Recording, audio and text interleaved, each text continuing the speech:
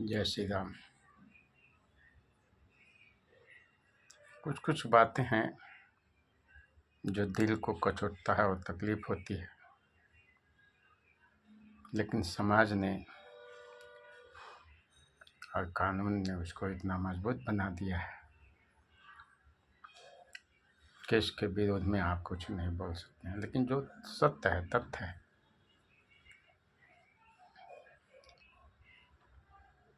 आज़ादी के समय में साइमन कमीशन का विरोध करते करते लाला लाजपत राय लाठियाँ खाते खाते मर गए,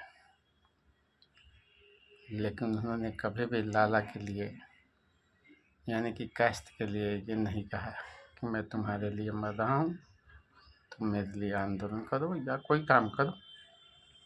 लेकिन संविधान के रचयिता डॉक्टर भीमराव अंबेडकर ने संविधान में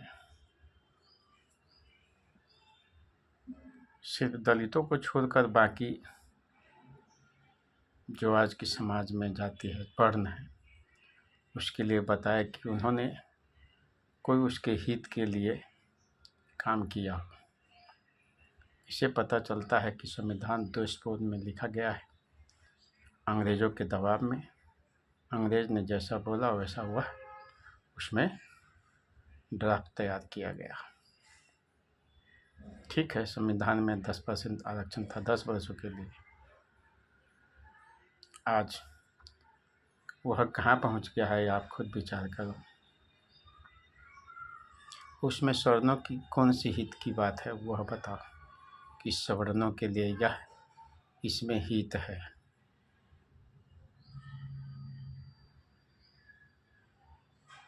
जब आपने 2.5 लाख अपने लोभ बस प्रवचन बस जिसे आपने बौद्ध धर्म स्वीकार कराया, जब आपने हिंदू धर्म छोड़ दिया, तो क्या उनको आज आरक्षण नहीं मिल रहा है? क्या वो आज 2.5 लाख ही हैं? आज 77 वर्षों में वो 2.5 करोड़ हो गए होंगे। सबको आरक्षण का लाभ मिल रहा है। तो ये दोहरी राजनीतिक है।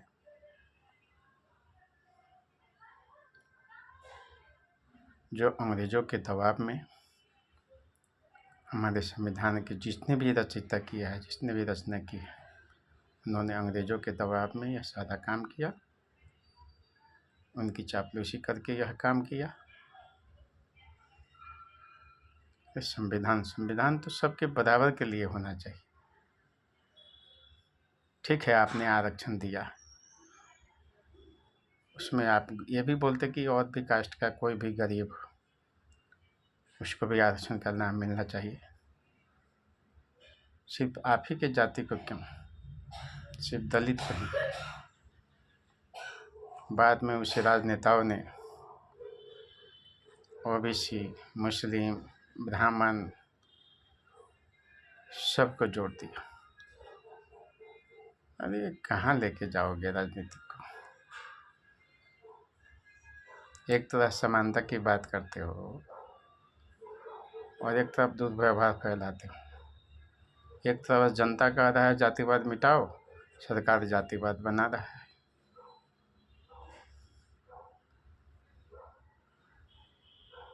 मैं 10 दलितों के बीच में रहता हूँ, कल मेरे सुख दुख में वो आते हैं, इस प्रकार से रवैया रहा, या तो मुझको वह एरिया छोड़ के भागना पड़ेगा, क्योंकि जहर तो ये सरकार बो रही है। अरे ठीक है, जो दावा हुआ उसका विकास होना चाहिए, लेकिन उस सभी वर्णों का विकास होना चाहिए जो दावा हुआ है। सिर्फ मैं कहूँ नहीं, ब्राह्मणों का विकास हो, राजपूतों का विकास हो, बनियों का विकास हो, कास्तों का विकास हो, ऐसा नहीं।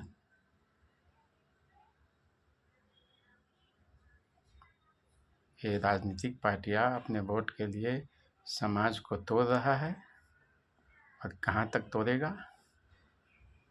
ये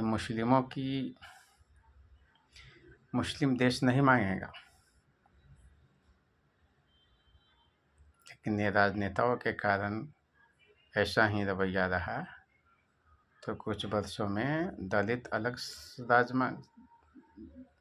देश में आएंगे और स्वर्ण अलग देश में आएंगे और मुस्लिम अलग देश में आएंगे। तब भारत के 3 टुकड़े होंगे। और जेएनयू में जो नारे लगा था ना कि भारत तेरे टुकड़े होंगे, ये राजनेताओं को देख करके ये नारा लगाया गया था। मैं नहीं बोल रहा हूँ, ये राजनेताओं की जो करनी है उसके अनुसार यह सब परिदृश्य हो रहा है। राम जाने वो कह कर गए थे ना कि बड़ी देर भय नंदलाला तेरे राह तके ब्रजवाला। तो कब ब्रजवाला आएंगे, कब इस देश को बचाएंगे? राजनेताओं ने तो पूरी लुटिया डुबा दिया, जातियों के नाम पर, वोट के नाम पर।